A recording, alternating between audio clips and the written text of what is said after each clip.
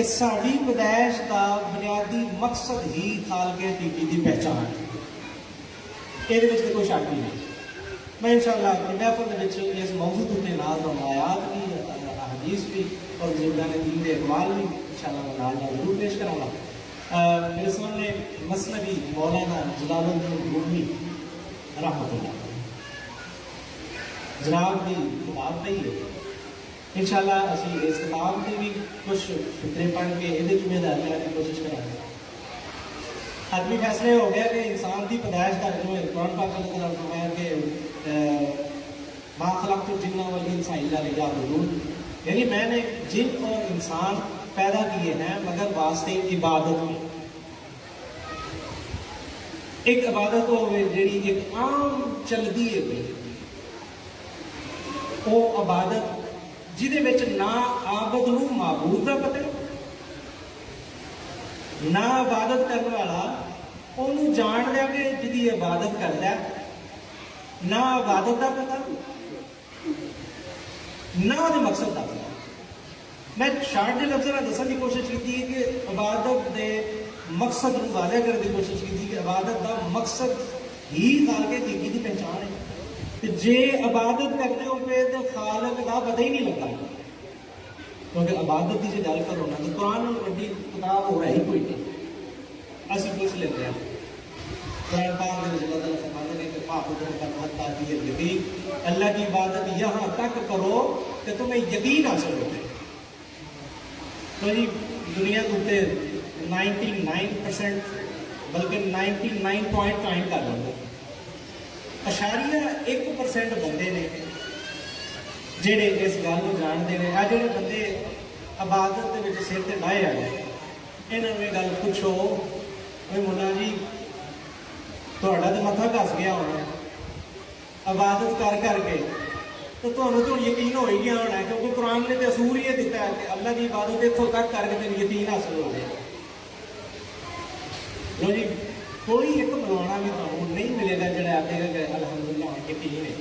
نماز پڑھ کے آتے ہیں نا آ کے یہاں پوچھو نا کہ قبول ہو گئی ہے پتہ ہی پتا جی نہیں قبولیت جی ہے وہ تو خالق کی جانتا ہے.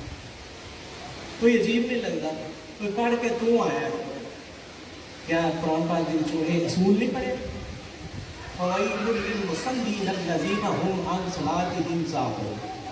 خرابی ہے انہیں نمازیوں واسطے جہے اپنی نمازوں کو بے خبر لے. جہے مولوی نماز پڑھ کے آیا اور وہ اپنی نماز کو بے خبر ہے، کیا اس قانون کے مطابق پکڑ چ نہیں آتا؟ پتا لگا کہ نہیں معاملہ کچھ ہو رہا ہے، شاید کچھ غلط فہمی لگ گئی ہے، شاید بندے کو بھلیکھا لگ گیا ہے. حالانکہ صحیح حدیث ہے کہ انت عبد اللہ تعالیٰ کا تراؤ، اللہ کی عبادت کس طرح کرو کہ تم اسے دیکھ رہے ہو. پوچھو والا بول گیا پہلے تو ویکن کے ہے ہی خلاف نے یہاں سامنے ویکن کا نام لگو نا آدھے نہیں نہیں حضرت موسیٰ نہ ویک سکے اسی کسی کدے بچارے ہیں. انہوں نے پتہ ہی نہیں کہ تیری ماتا صلی اللہ علیہ وآلہ وسلم کے لیے آرام کھول کے وہ موسیٰ صاحب جڑے ویک کے آئے قرآن نے بھی دس دیتا کہ ویک کے آئے. یہ مطلب ہے کریم آقا نے دیکھو جی نظر ہی نہ ہوتا ہوتا اس وقت صحابہ نے پوچھ نہیں سی جانا کہ اللہ کے حبیب وہ تو دستا ہی نہیں تو تھی پہ آدھے الصلاۃ معراج المومنین وہ تو دستا ہی نہیں تو معراج پھر کادی ہونی ہے. کسی نے نہ سوال اٹھایا. یہ مطلب صحابہ کا عقیدہ ہے ایسی دستا ہے. یہ بعد میں کوئی گیم الٹ ہو گئی ہے جس وجہ سے پتا نہیں کر ہوتا، بلکہ یہاں گنگو بھاگو نتھو خیرو تو دستا ہے، اللہ نہیں دستا. علامہ صاحب فرماتے نے میرا نظارہ ہی اے ابو الحبس وہ حبس دیا پترا میرا یہ نہیں سی بھائی صرف دیکھنا ہی سی نظارے سونیاں بڑھیاں تے سونے مکان تے سونی سینریاں نہیں سارے طرح دیکھنیاں. میرا نظارہ ہی اے ابو الحبس مقصد نہیں اس کا بنایا ہے کسی نے کچھ سمجھ کر چشمے آتے. کہ آدم کی اکھ کو کسی نے بنایا نا تو کسی مقصد کے اتنے بنایا. وہ مقصد خالق حقیقی کی پہچان ہے. سوچنے والی گل ہے کہ قرآن پاک صلی اللہ علیہ وسلم نے من کان فی ھذا اعمى، یعنی جہے ایس انے نے وہ آخرت بھی انے نے. کی سمجھ لو اکھاں والے اللہ کی گل ہوئی، انہوں نے ظلم ہو گیا چاہے میں اتنے ویکن لگ پیا تو اتنے بھی نہ لگنا.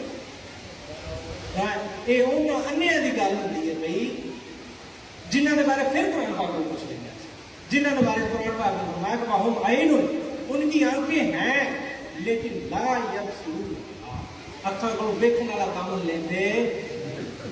وہ قرآن پڑھنا پیا زیر زبر نہ، کیونکہ میں مولوی نہیں تو نہ میں ایڈی اچھی میری قرار دے، لیکن جو میں پڑھ رہا ہوں جی فرق ہوئے تو میں ذمہ دار ہوں.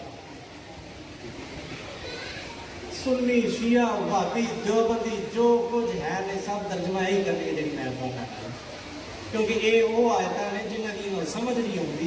یہ ترجمہ سیدھا سیدھا لیتے ہیں، کرپشن ہوتے کرتے ہیں جتنے یہاں کی سمجھ کام کرتی ہے. آیت پڑھنا ہوگا، آیت پڑھنا ہوگا آپ کو میں نہ مطلب جہاں کہ تو محلہ بنانے میں لال سارے یہی کرتے ہیں، کیونکہ یہاں کا ہاتھ ہی نہیں پہننا، انہوں کی پتہ نال کتنے ہوئے. کدی سوچا کسی مولوی کو پوچھ لیے اللہ نے جو کہتا ہے قرآن میں بڑا کوئی سچ ہے.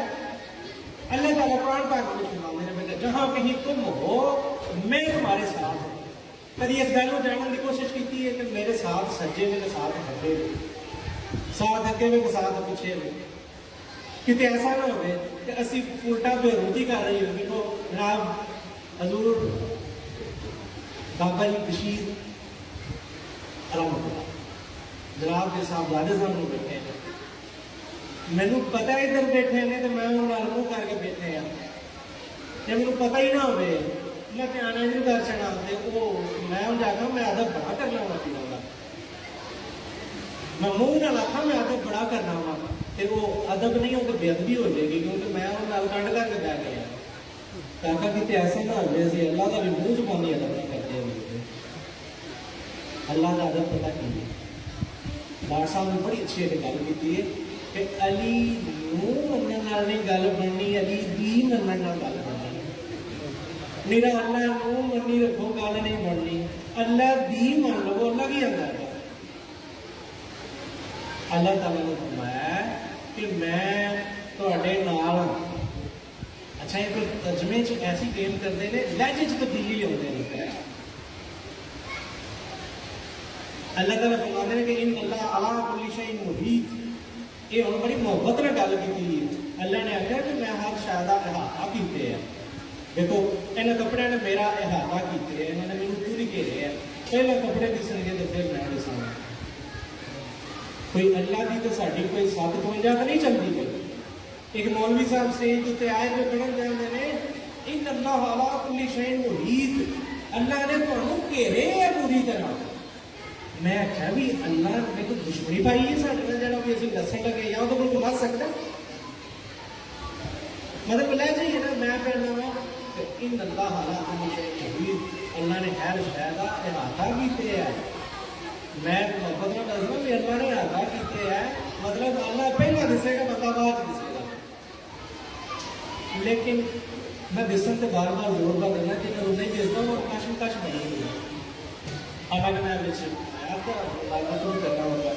لیکن وہ دسن واسطے میں میاں صاحب لے کے فرمان یاد آیا کہ ایو وقت جو تیری والی ولی اللہ بدنام دے نہیں بچوں آنے کٹ دے تے اور نویں نہیں پاندے. کسی اللہ دے ولی دے نال ملنا پڑنا ہے، کسی اللہ دے ایسے مقرب بندے دے نال ملنا پڑنا ہے جہاں تیریاں اکھاں دے کے جہاں غیریت کا بال چڑھے ہے. بڑے بڑے مولوی سن مولانا جلال الدین رومی میری فیوریٹ ترین ہستی. میں اپنے ڈیلی جمعے کے جو درس ہوتے ہیں ਜਾਂ ਆਮ ਜਿਨ੍ਹਾਂ ਨੇ ਜਿਹੜੇ 10ਵੇਂ ਦਿਨ